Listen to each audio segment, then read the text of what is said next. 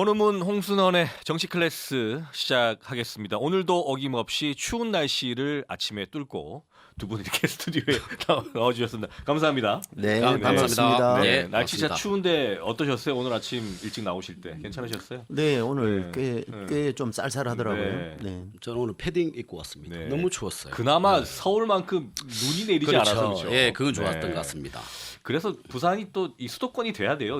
제 2차. 왜냐하면 이런 서울에 눈이 많이 왔을 때. 당연하죠. 모든 조건이 네. 다 완벽한 부산이 네. 새로운 수도권이 돼야죠. 네. 날씨도 좋고. 그렇죠. 네. 인심도 좋고. 인심도 좋고. 네. 그리고 맞습니다. 관광 자원도 많고. 먹거리도 먹거리도 많고. 좋고. 네. 먹거리는 기장입니다. 네. 예. 해운대가 아닌가요? 아, 기장이죠. 네. 알겠습니다. 네. 그런 바람을 가지고 오늘 두 분과 함께 주요 정치권 이야기 그리고 지역 현안들 말씀 나눠보겠습니다. 자, 내가 뽑은 주간 묻혀진 이슈로 시작하겠습니다. 부산과 경남 지역민들과 그리고 국민들께서 이것만큼은 좀 더 아셔야 되는데 조금 묻힌 것 같다라고 생각하는 것들을 두 분의 시각으로 이렇게 선택을 해서 이 시간 풀어주는 그런 시간인데요. 오늘도 어김없이 그러면 건우문 박사님부터 네. 시작할까요? 네, 감사합니다. 조금 길게 하겠습니다. 네네, 좀 길게 하시죠. 네. 예, 우리 대한민국이 민원 공화국이라고 들어보신 적 있습니까? 민원공화국. 예, 네. 권리를 주장하려면 책임과 의무를 주장해야 되는 게 아닌가 생각합니다. 국민 누구나 민원을 제기할 수 있는 건 좋은데 네. 한국은 그 양과 강도가 비정상적으로 높아져 행정이나 정치 전반에 휘두른 수준이 됐다라고 보는데 첫째, 공무원들이 하루 종일 민원 전화 그리고 카톡 게시판 국민신문고를 대응하다가 정작 정책 자체를 고민할 시간이 없고 공무원들이 민원 처리 기계라는 자주 섞인 말이 많습니다. 그리고 두 번째는 민원 한 건이 정책을 좌우하는데 정치권도 표심이 의식하다 보니까 민원이나 언론 보도, 정치 압박, 제도 변경 이런 식으로 일이 진행되는 경우가 많다고 봅니다. 네. 그리고 세 번째는 시민단체, 이익단체의 전략적 민원으로 일부 단체가 민원을 활용해서 영향력을 행사하는 경우 그리고 정치적 목적을 가진 민원이 정책을 왜곡시키는 사례들이 존재한다고 보죠. 마지막으로 가장 중요한 부분인데요. 너무 고소, 고발, 진정, 탄원이 너무 남발한다고 봅니다. 사소한 일에도 거의 모든 사안을 민원, 진정, 고소로 해결하려는 경향이 있는데 이렇게 되면 사법, 행정 시스템이 상당히 필요해지고 있다고 보는데요. 이런 문제는 법을 만드는 국회에서 한번 심각하게 제고할 필요가 있고 죽은 시인의 사회가 아닌 죽은 대한민국의 사회가 되는 것을 막아야 된다고 봅니다. 네. 이 부분은 또 역으로 보면 민원인들께서는 오히려 이 행정에 계신 분들이 그러다 보니까 불친절한지 모르겠지만 너무 민원인들의 말씀을 들어주지 않는다라고 또 오히려 호소하시는 분들도 많아요. 네, 이게 그렇죠. 어디서부터 잘못된 건지 모르겠지만 이런 민원 공화국이라는 이런 불명예 그리고 민원인들이 느끼는 행정에 대한 불신 이런 것들을 계속 쌓여가고 있는데 이런 것들을 좀 해소할 수 있는 그런 방법들이 네, 있었으면 그렇죠. 좋겠습니다. 예, 예. 행정을 좀 시스템적으로 좀 개선해가면서 가야 된다 보고요.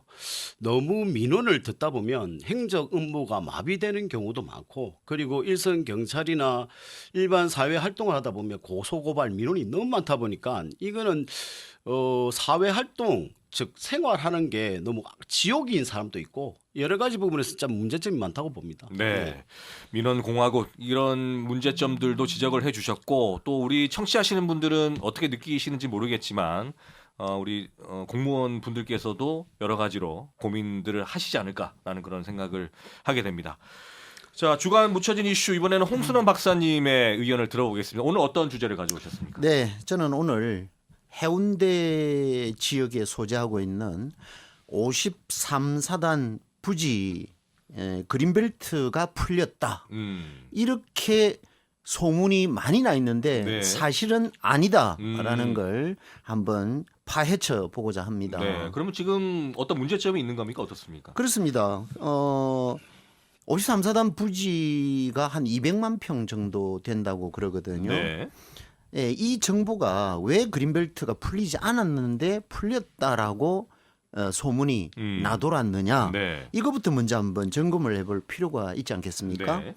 사실은 윤석열 전 대통령 시절에 2024년 2월 21일 날입니다. 네. 울산 전시 컨벤션 센터에서 네. 열린 국민과 함께하는 민생 토론회에서 정부가 지역 전략 사업으로 진행할 경우에 그린벨트 총량과는 별개로 그린벨트를 풀 수 있도록 하겠다라고 발표를 했습니다. 네. 그 현장에서 그 말을 듣고 언론이나 또 이 지역 정치권에서 모두가 그린벨트 해제가 된 것처럼 표현을 하다 보니까 이 구민들이나 또 부산 시민들, 불경 시민들 상당히 이 부분에 대해서 현재 오해를 하고 있는 것이죠. 네. 그 사실을 점검을 해보니까 아직 그린벨트 해제는 되지 않았다는 사실이 확인이 된 것이고 네. 2024년 2월이니까 지금 거의 2년 가까이 시간이 흘렀습니다. 그렇습니다. 그러면 지금 현재 상황하고 뭐 예. 과제들이 있으면 어떤 것들이 네네. 있습니까? 네. 그렇다면 네. 이 그린벨트를 해제를 하려고 하면 네. 어떤 문제점이 있느냐를 한번 네. 살펴봐야 되지 네. 않겠습니까? 그 문제점들은 현행 법에 환경 등급 1, 2등급 이 그린벨트도 이번에는 국가 또는 지방 자치단체가 지역 전략 사업으로 추진을 한다면 해제 가능하도록 하겠다라고 국토부나 또 윤석열 대통령이 발표를 했었던 것이고 그 말씀은 환경적으로 조금 떨어지더라도 전략 산업으로 진행하면은 가능하다 이런 말씀이신 거죠? 그렇지 않습니다. 그렇지 않다고요. 네. 환경 등급 1, 2등급이라고 하면 네. 아주 숲이 잘 조성이 되어 있는 뛰어난 빽빽한 곳. 예 자연 조림 형태를 네. 의미하는 것이거든요. 그렇군요. 네. 그동안에는 1, 2등급은 불가능했던 지역이죠. 그 자연 환경이 잘 갖춰진 곳임에도 불구하고 지역 전략 산업이면 추진할 수 있게끔 하겠다. 네, 그렇죠. 알겠습니다. 네. 자, 이 문제를 그러면 네. 어떻게 풀 거냐? 네. 이것은 환경부라든지 기타 여러 관련 기관들이 얽혀 있습니다. 그랬을 때 이 문제를 해결하지 않고는 그린벨트 해제 불가능한 것이고 네. 그다음에 두 번째는 약 200만 평이나 되는 이 53사단 부지 전체가 현재는 군사 보호구역으로 묶여 있거든요. 네. 이 군사 보호구역은 군사 시설을 위한 행위 외에는 다른 시설은 아무것도 못하게 되어 있는 그런 절대적인 보호구역입니다. 네. 이 문제를 해소하지 않고는 해결이 안 된다라는 부분과 그리고 환경 등급 1, 2등급 네. 일 경우에 이번에 어떤 문제가 또 벌어지느냐 하면 이것을 해제를 하려고 하면 1, 2등급 면적만큼 해제 면적만큼 숲을 뭐 이렇게 조성을 해야 되는 건가요? 그러면? 조성을 하는 게 아니라 네. 그렇죠. 비슷한 의미인데 네. 신규로 그린벨트를 그 면적만큼 다른 곳에다 지정을 해야 된다라는 것이죠. 야, 굉장히 어려운 상황이네요. 어려운 그렇죠. 일이죠. 네. 이 문제가 있는데도 불구하고 그린벨트 해제를 풀렸다라고 이렇게 우리 시민들이 알고 있는 것은 굉장히 큰 오해를 빚을 수 있다라는 네. 측면에서 제가 오늘 말씀을 드리는 것입니다. 네, 박사님 말씀은 어쨌든 그린벨트가 해제되기 위해서는 이런 문제점들을 해결해야 되는데 전혀 지금 해결되지 않고 있는 상황이고 그대로 지금 그린벨트로 묶여 있는데 우리 시민들이나 국민들은 2024년 2월 달에 윤 전 대통령의 발언 때문에 이 지역의 그린벨트가 지금 해제 직전에 있다라고 또 오해하실 수 있다 이런 지적이신 것 그렇죠. 같아요. 네. 그래서 저도 최근에 알아보니까 네. 부산시에서는 현재 이러한 문제점들을 해소하기 위해서 용역을 진행 중에 있다. 현재에 그렇습니다. 네. 용역은 그러면 언제 끝나느냐? 아직 모른다. 음. 이런 상황이거든요. 국토부에도 제가 알아보니까 그 용역 국토부에도 과제는 뭔가요, 그러면? 용역 과제는 다양한 것이죠. 좀 전에 말씀드렸던 이런 이런 문제점들을 부분들까지, 네. 해소할 수 있는 부분들을 포함해서 이런 게 해소가 돼야 그린벨트 해제가 될 수 있도록 국토부에 신청을 할 수 있거든요. 네. 그런데 아직 국토부에 신청도 된 사항은 아니라는 게 국토부 현재 답변 사항입니다. 네. 그러면 앞으로는 그러면 어떻게 할 거냐? 네, 제가 드리고 싶은 말씀이 그렇죠. 네. 이 문제가 중요한데 네. 그래서 그린벨트 해제는 반드시 돼야 됩니다. 음. 해운대의 미래도 있고 부산의 미래도 있거든요. 네. 이 공간을 만들어내야 되는데 이 부분에 대해서 민주당에서는 이재명 대통령 공약에다가 이 사업을 포함을 시켰습니다. 아. 지역 공약 사업으로. 네. 그 명칭이 뭐냐 하면 네. 53사단 첨단 복합 연구단지 조성하겠다. 첨단 복합 연구단지 조성. 그렇습니다. 네. 첨단 복합 연구단지를 조성을 하려고 하면 네. 그린벨트를 우선 해제를 해야 되지 않습니까? 네. 이 해제하는 절차부터 해서 결국은 윤석열 정부에서 시작을 했지만 결국은 모든 것은 이재명 정부에서 책임지고 마무리해야 되는 이 사항에 놓여 있다라는 것입니다. 네. 그래서 민주당이 적극적으로 나서고 있다는 말씀도 드리고 네. 그리고 이게 또 문제가 하나는 또 있습니까? 그렇습니다. 네. 부산시에서는 네. 네. 이 명칭을 이 사업 명칭을 사이언스 파크라고 아, 부산시는 정해서 추진하고 있거든요. 지금 그러면 대통령 공약 사항과 유사한데 명칭이 명칭만 다르죠. 다르다 이런 그렇죠. 말씀이신가요? 그러면 제가 네. 꿀팁으로 네. 현재는 정권이 바뀌었기 때문에 네. 이 사업이 원활하게 진행이 되려고 하면 이 사업의 명칭은 대통령 공약에 명시가 되어 있는 53사단 첨단 복합 연구단지 조성으로 바꾸는 그런 부산시의 센스가 나는 필요하지 않겠나 네. 하는 팁을 한번 드려봅니다. 알겠습니다. 53사단 그린벨트 해제와 관련해서 문제점과 현재 상황들을 짚어주셨는데요. 이런 홍소론 박사님의 지적들은 우리 청취자 여러분들께서 판단을 하셔서 여러 가지 생각들을 해주시면 될 것 같습니다. 자, 주간 묻혀진 이슈 오늘은 좀 풍성했습니다. 두 분 다. 맞습니다. 고민을 많이 하시고 오늘 가지고 오신 것 같은데요. 저희들 항상 남은 방송까지 이런 부분들 최선을 다해서 여러분들에게 주간 묻혀진 이슈 전해드린다는 약속을 드리면서 다음 주제로 넘어가겠습니다. 12.3 비상계엄 1주년이 지났습니다. 여러 가지 행사들도 있었고 그 소용돌이 속에 국민들은 남겨져 있는 듯한데 지난 1년을 돌아보면 어떻습니까? 지난 국내 정치 상황들 두 분은 어떻게 판단을 하고 계시고 앞으로 또 어떻게 나아가야 한다고 보시는지 생각을 좀 들어보고 싶습니다. 권호우 박사님 먼저 하시겠어요? 네네네. 12상 비상계엄은 대통령의 권한이라도 네. 정치적 방법에서 조금 문제가 있다고 보는데요. 네. 개인적으로는 이제 국민들에게 이렇게 혼란을 드린 것은 죄송하게 생각하는데 더 죄송한 것은 이 계기로 이재명 정부를 만들어 준 것과 네. 그리고 민주당의 마음대로 하는 입법 독재를 국민들에게 보여드린 점이 더욱더 가슴 아프게 생각합니다. 정치를 제대로 했으면 이런 처참한 결과를 가져오지 않았을 텐데 진짜 죄송하게 생각하고요. 저 앞으로는 어떻게 돼가느냐 보면 어쨌거나 지금 윤석열 전 대통령의 내란 재판의 결과에 따라서 상당히 전국이 요동칠 가능성이 있다라고 보고 있습니다. 네. 앞으로 이 상황들은 그 재판 결과에 따라서 어떻게 좀 전국이 흘러갈지 큰 변수가 되겠다라는 그런 예상이신데 홍선원 박사님 어떻습니까? 1주년이 지났는데 어떻게 이 시기를 좀 생각하시나요? 네. 드디어 권은문 박사도 내란 재판이라는 걸 인정했습니다. 1년 만에. 그런 측면에서 네. 최근에 이제 이 12.3 불법 계엄 1주년을 맞이했습니다. 그러면서 국힘 지도부에서 진행하는 또는 발언하는 사항들을 보면 장동혁 대표는 사과를 하지 않고 있습니다. 12.3 내란 계엄은 의회 폭거 때문이라고 주장을 하는 그런 반면에 네. 또 송원석 원내대표와 소장파 25명은 분명히 사과를 했거든요. 이런 모습들을 보면 결국은 국민을 우롱하는 것이다. 자, 원내대표와 소장파들은 정확하게 국민들께 사과도 하고 또 국민의힘의 방향이 앞으로 이렇게 나아가야 된다라고 하는 미래지향적 표현을 한 반면에 끝까지 장동혁 대표는 사과를 하지 않는 모습. 네. 이 모습은 국민들의 관점에서는 어떻게 볼까요? 국민들의 여론은 좋지 않다. 결국은 국민들은 당 대표의 의견이 국힘의 전체 의견으로 인정할 것이다라는 것입니다.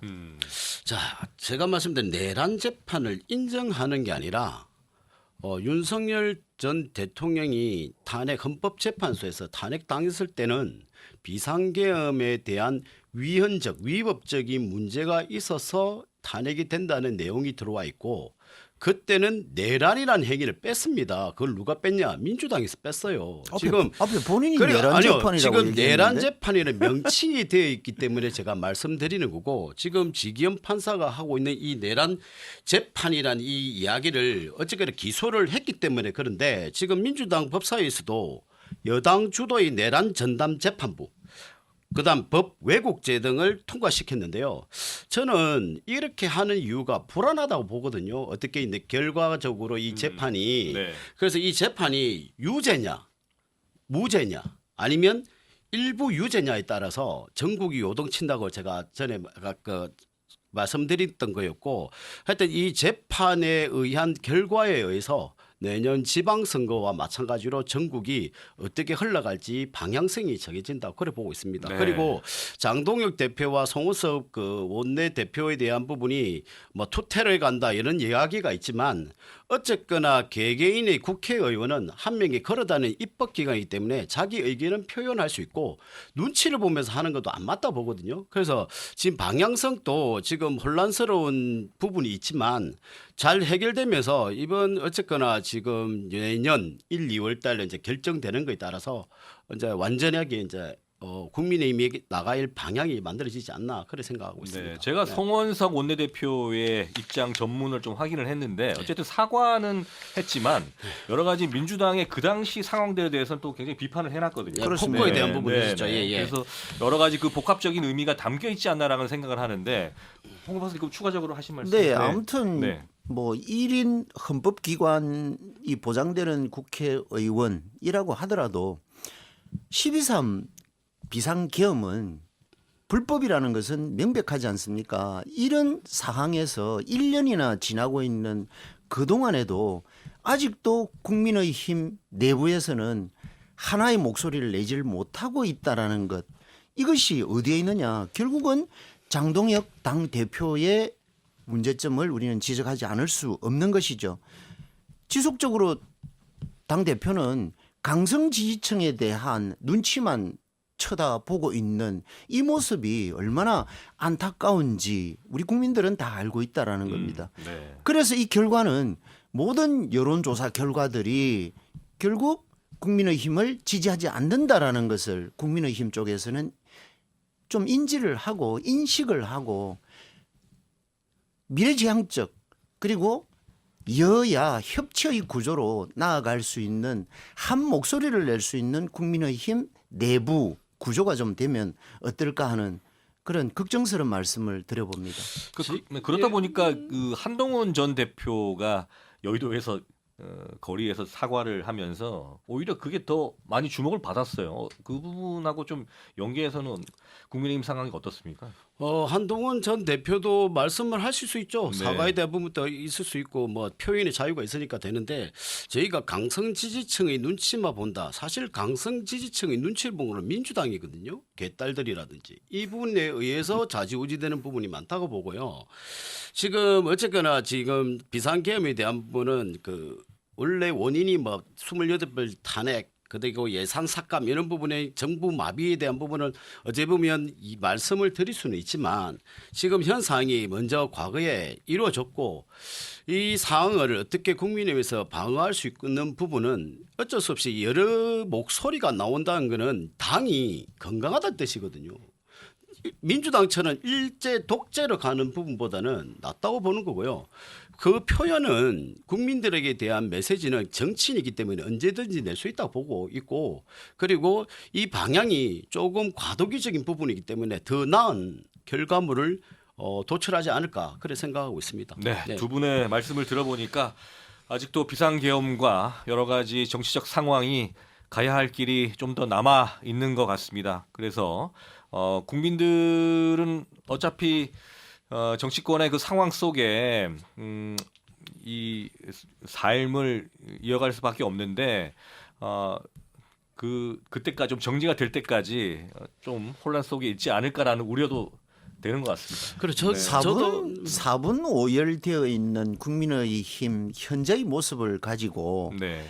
당내 건강성을 주장하는 우리 금 박사의 사고가 나는 이해가 못 되는 부분이고 아무튼 지금 현재는 국민의 입장에서 바라보는 시각은 4분 오열되어 있는 콩가루 집안이다.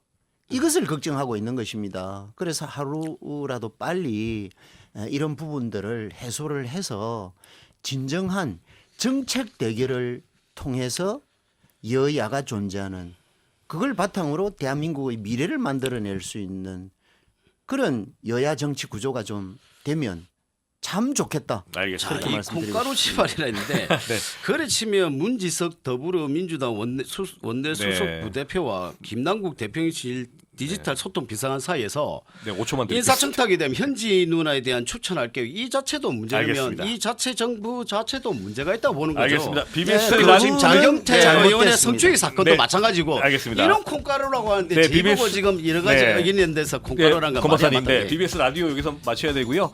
저희들 BBS 부산 유튜브 채널에서 이어가도록 하겠습니다. 여러분 고맙습니다. BBS 부산 유튜브 채널에서 그대로 이어가겠습니다. 제가 마지막에 두 분을 제지하면서 마지막 인사를 드렸었는데 못다한 말씀 하시죠 이제 검 박사님. 아, 저는 말씀을 다 드린 것 같습니다. 네, 네. 라디오 시간에 맞춰서 다 드리려고. 네, 네, 네.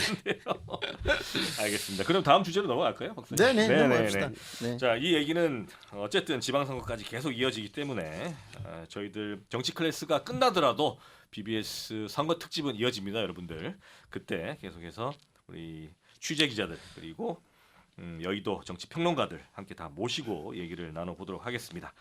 자, 이번 주도 국회의원이나 권력층이 가진 특권 가운데 폐지하거나 관련해서 제안하고 싶은 그런 내용들을 여쭤보도록 하겠습니다. 제가 라디오 시간에 여쭤보려고 그랬는데요. 이거 시간이 지나서 오늘도 BBS 부산 유튜브 채널로 송출되는 시간에 여쭤보도록 하겠습니다. 오늘은 어떤 내용을 좀 다뤄볼까요? 유튜브를 하기 때문에 좀 천천히 하겠습니다. 방송이다 보니 저도 이렇게 시간을 보고 빨리빨리 좀 하는 마음이 좀 급했는데 네. 먼저 제가 말씀을 드리면 좀 천천히 하게 되면 네. 지금 정치적 관점에서 왜 특권 문제가 해결되지 않나라고 먼저 볼 수가 있죠. 거기 보면 스스로 견제할 수 없는 구조가 국회에 이루어지고 국회의원의 특권은 국회의원 스스로 고치기 전에는 바뀌지 않는 부분. 그다음에 여야 모두 특권을 누리기 때문에 합의가 안 되는 부분. 그리고 일시적으로 여당과 야당이 바뀌어도 네. 특권 구조는 서로에게 유리해짐으로 해소되지 않는 부분. 그리고 가장 또 중요한 부분, 국민적 분노가 높아도 실질적 압력이 부족한데 국회 해산 제도도 없고 총선 외에 직접 견제하고 그리고 하는 수단이 없다는 부분이 가장 아쉬운 부분이라고 생각할 수 있습니다. 네, 그러니까 네. 셀프 법안 발의 본인들이 그렇죠. 할 수 있는 것들을 이렇게 하다 보니까 뭐 본인들이 스스로 할 수 있는데 이익이 되지 않는 걸 하겠습니다. 그렇죠? 그때 연금을 만들었다가 네. 국민적인 공분 때문에 지금 없었던 부분도 있거든요. 그것도 보도가 됐을 때 네, 맞습니다. 그런 일이 벌어지고. 네, 그래서 네. 이것은 지금 동남아시아 지역의 한 두세 군데 국가의 그 국회의원들의 큰 혜택, 특권 때문에 국가 전체가 전복되는 사건이 있듯이 저희도 볼 때는 이제는 대통령 이재명 대통령 계시지만 그 윤석열 전 대통령이 있듯이 지금 대통령에 대한 국민들에 대한 뭐 하고 싶은 말 표현의 자유가 있듯이 지금 그렇게 특권이 많이 낮아졌다 보거든요. 네. 그다음에 이제는 입법 기관인 국회의원들의 특권도 이제는 한 번은 진짜 이 심각한 시기에 정치적인 혼란 시기에 좀 필요하지 않나. 그거는 이제는 우리나라 정치의 르네상스 시대가 필요하지 않나. 그러면 특권을 분명히 내려놔야 될 좀 되는 시기라고 보고 있습니다. 네, 이 정치 개혁 문제에 있어서도 이런 부분들이 좀 합의가 되고 또 만약에 개헌이 된다면 뭐 이런 것까지 좀 포함돼서 국민 투표에 좀 붙이면 어떨까라는 생각이 드는데 뭐 제 바람입니다만 우리 홍 박사님 어떻습니까? 포괄적인 얘기를 계속 하시는데 네. 그러지 말고 네. 다음 주에는 네. 이제 두 분밖에 안 남았는데 이제 두 분밖에 안 남았어요. 팩트 위주로 좀 짚어서 말씀을 하시면 어떨까. 네. 네, 그걸 제가 오늘 또 부탁을 한번 드려봅니다. 네. 여기 가장 자, 큰 문제라고 보는데 예, 왜냐하면 말씀하십시오. 권 네. 박사는 그동안에 국회의원 특권이 뭐 180 몇 개라고 계속 186가지였습니다. 네. 186개를 한 개씩 나열을 좀 해주면 네. 듣는 네. 시청자 입장에서 굉장히 효과적으로 알 텐데 두루뭉실하게 그냥 포괄적인 부분만 얘기를 하니까 별 효과가 없을 것 같다. 알겠습니다. 그래서 좀 더 다음 디테일하게 주에는 한번 제가 알겠습니다. 지켜보겠습니다. 네. 그 두 번밖에 안 남았으니까 90개씩 한 개씩만이라도. 알겠습니다. 자, 네, 홍 박사님. 저는 네. 오늘 국회의원 정치 후원금 제도에 대해서 네. 말씀을 한번 드리려고 합니다. 네. 국회의원들은 현역 국회의원들은 정치 후원금을 평상시에는 1년에 1억 5천만 원까지 받을 수가 있습니다. 네. 후원을 받을 수가 있습니다. 네. 물론 정해진 후원 계좌를 통해서. 그런데 선거 기간에는 3억까지 또 후원을 받을 그렇죠. 수가 있거든요. 네. 현역 국회의원입니다. 그런데 반대로 현역 국회의원이 아닌 지역위원장, 국힘은 지구당 위원장이라 그러죠. 당협위원장이죠. 당협 네. 위원장이라 네. 그러죠. 예, 우리 민주당은 지역위원장이라고 합니다. 제가 거기에 속한 지역위원장이지 않습니까? 그렇죠. 원외. 울분이 있는 것 같습니다. 이 정치 후원금을 얼마나 받을 수 있다고 알고 계십니까? 없습니다. 저희는 그때 뭐 여러 번 말씀도 나눠봤기 때문에 좀 들어봤는데 한 푼도 없지 않습니까? 그렇죠. 네. 한 푼도 받을 수가 없습니다. 그러면 원외 지역위원장들은 정치인이 아닙니까? 정치인이죠. 그렇죠. 네. 오히려 지역에서 지역민들과 더 활동을 하기 때문에 비용이 든다고 하면 더 많이 들 수가 있겠죠. 네. 보좌관도 없죠. 네. 사무실도 없죠. 나가면 커피숍에 가면 커피라도 한 잔 먹어야 되고 맞습니다. 그렇지 않습니까? 만나려고 하면 식당에서 만나야 되고 음. 이런 구조인데도 불구하고 이런 불합리성이 존재한다. 음. 그래서 이 제도 개선 네. 국회의원 특권이라고 저는 생각하거든요. 네. 그래서 이것은 반드시 제도 개선이 필요하다.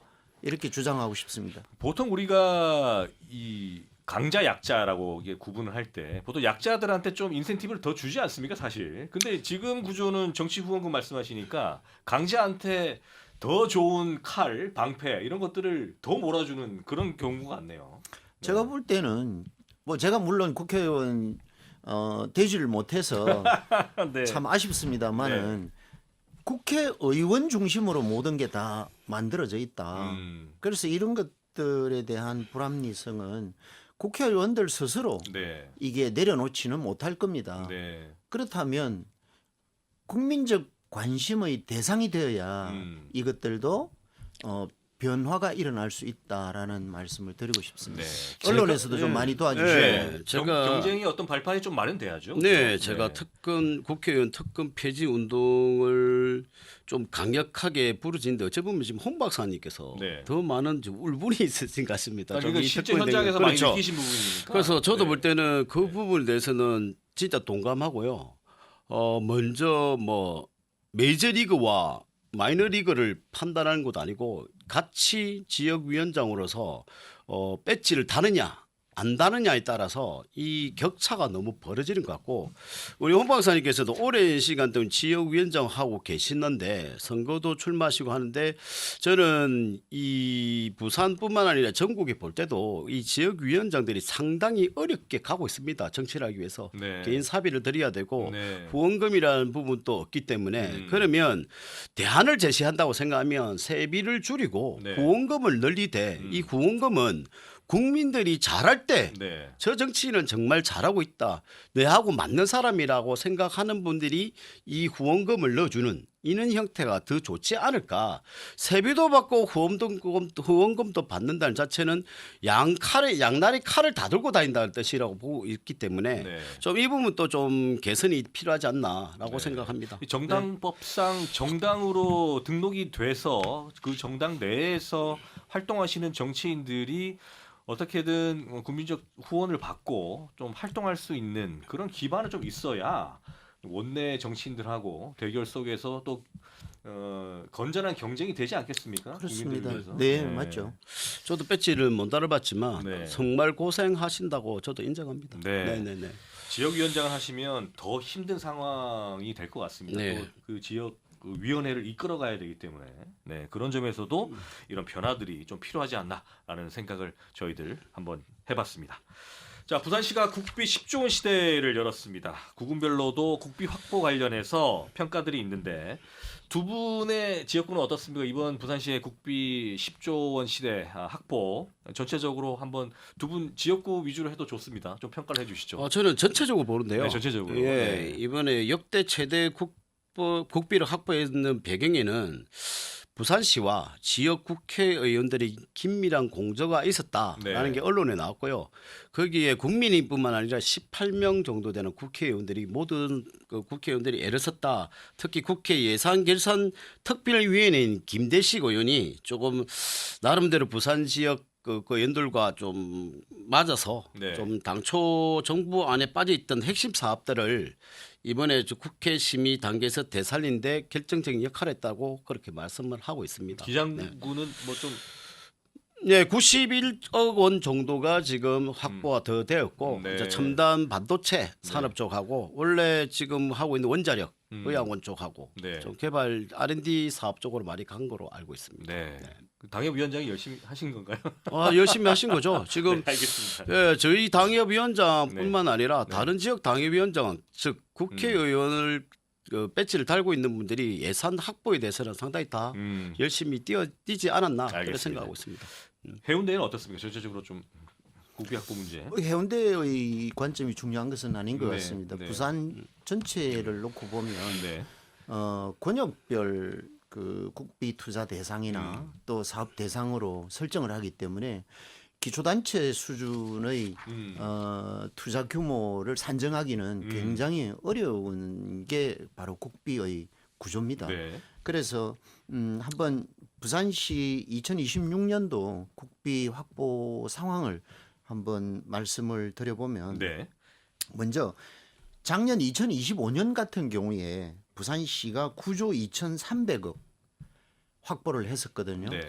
현재 집행을 하고 있는 것이죠. 네. 이때 사상 최대라고 강조를 많이 했고 또 시장님도 거기에 굉장히 고무가 됐던 사항입니다만은 내년도 예산은 권 박사 말씀을 하셨듯이 2026년도는 10조 2,180억 184억이네요. 네. 확보가 되었습니다. 이거야말로 이제 역사상 가장 최고로 많이 확보한 그런 국비가 되었다. 네. 이 내용을 한번 보면 앞서 권 박사 표현을 했던 그 부산시와 또 지역 국회의원들의 노력의 결과라고 언론에서 표현을 했다라고 하는데 어느 언론에서 그렇게 했는지 한번 검색을 해봐야 되겠다라는 말씀을 드리고 싶고 네. 이 부분은 네. 명확하게 얘기하지만 이재명 정부의 특혜다. 왜냐하면 이재명 대통령은 대통령 되기 전부터 지속적으로 이런 표현을 했습니다. 수도권 일극주의를 극복하기 위한 지방 중심의 예산 편성을 확실하게 하겠다라고 강조를 했고 그 강조의 일환으로 부산광역시도 수혜자가 되었다. 이렇게 한마디로 정리를 하고 싶고요. 네. 물론 부산광역시나 지역 국회의원들이 노력을 안 한 것은 아니죠. 충분히 노력을 했지만 이분들이 더 노력을 했다고 하면 제가 볼 때는 적어도 올해 국비는 13조는 넘어야 제대로 된 네. 국회의원의 역할, 박형준 부산시장의 역할이라고 나는 말씀을 드리고 싶고 저 자신도 비록 민주당이지만 박수를 쳐주고 싶은데 훨씬 못 미치잖아요. 네. 그렇다고 하면 현역 국회의원이나 지역 국회의원이나 부산시장의 역할이 미미했다. 그래서 이것은 현재 이재명 정부에서 추진하고 있는 지방 분권과 또 지방 살리기 일환으로 진행되고 있는 과정이다라는 걸 말씀을 드리고 싶습니다. 네, 첫 10조 원 시대가 열렸지만 부산시의 노력도 물론 있었겠지만 전체적으로 정부의 국정 운영 방향 속에 녹아든 그런 부산시의 내년 국비 확보 예산이다라는 그런 홍순환 박사님의 평가였습니다. 자, 이제 지방선거가 6개월 정도 남았습니다. 딱 6개월 정도 남은 것 같은데요. 더불어민주당과 국민의힘 이제 지방선거 준비에 너무 바쁘다고 시당 차원에서도 다들 말씀을 하고 있습니다. 자, 두 분은 내부적으로 어떻게 좀 이 선거 준비 상황 바라보고 있는지 궁금한데요. 절차들이 많죠? 말씀하십시오. 절차들이 많죠? 예, 준비해야 예. 될 것들이. 네. 초반에는 네. 분위기는 지금 냉정하게 이제 현직으로 갈 분위기였다가 네. 지금 또 분위기가 좀 틀리는 형태로 가고 있고요. 네. 이제 이번에 공천권에 대한 부분, 즉 그 여론조사 네. 7대3 네. 이게 어떤 형태로 바뀔지 아니면 그대로 유지될지 그걸 좀 지켜봐야 될 것이고 저도 볼 때는 지금 지방선거를 준비하시는 분들이 상당히 많지만 아까 말씀대로 저거 윤석열 전 대통령의 이 재판 결과에 따라서 조금 전략적으로 좀 변화라든지 그다음에 전략적으로 선택할 수 있는 부분을 좀 느끼지 않을까 그런 변화들이 생각이 많을 것 같아요. 상당히 저는 많을 네. 것 같아요. 이거는 결정적인 답은 없다. 네. 그래서 순간순간 좀 변화들이 많이 발생할 가능성이 높다라고 보고 있습니다. 보수의 어떤 전체적인 정계 개편도 이루어질 수 있는 상황일 것 같아요. 네, 그렇죠? 네. 그래서 저도 이번에 국민의힘에서도 이 보수의 이 가치를 정확하게 판단해야 될 것이고 이해집산적으로 뭉쳤다 찢어지는 형태가 아닌 정말로 국민의힘 즉 보수의 이 슬로건을 가지고 정확하게 이 국민들에게 어필할 정책적인 거나 대안이 필요하지 않나 그렇게 생각하고 있습니다. 그럼 오히려 재판 결과가 빨리 나오면 빨리 나올수록 좋겠어요. 1심 결과가. 그렇죠. 네. 예, 그런데 내란 재판부가 또 만들어진다는 이야기가 나오면 또 이것도 여권 항소심에서. 지방서까지 네. 또 계속 이어지지 않겠나 그래 생각하고 있습니다. 알겠습니다.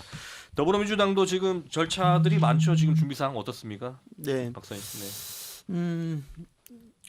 우리 민주당의 경우도 중요하지만 국민의힘에서 추진하고 있는 지방선거 관련 저는 굉장히 박수를 쳐주고 싶습니다. 특히 부산 지역 같은 경우에는 대대적인 물갈이가 예상이 되고 있지 않습니까? 혹시 물갈이가 안 되고 또 그대로 진행되는 예년과 같은 그런 형태로 간다고 하면 아마 부산 시민들도 굉장히 많은 오해와 또 실망을 할 것이고 또 내부에 관계되는 우리 특히 권은문 박사와 같은 정치 지망생들 또 정치하고 있는 분들 이분들의 입장에서는 또다시 들어갈 수 있는 기회가 없어지지 않습니까? 그래서 그런 측면에서는 현재 정치를 하고 있거나 또는 선출직으로서 활동하고 있는 이분들에 대한 정확한 업적 평가나 또 세시 평가 이런 것들을 정확하게 한다라고 하면 대대적인 물갈이는 불가피할 것이다. 이렇게 객관적인 입장에서 평가를 하고 싶습니다. 네. 그래서 우리 권은문 박사님 같은 네. 저는 건전한 분, 네. 훌륭한 분이 부산시의 정치권에 좀 들어오는 네. 이런 구조가 됐으면 좋겠다라는 말씀을 드리고 네. 우리 민주당의 입장은 현재 부산시당 위원장이 바뀌었습니다.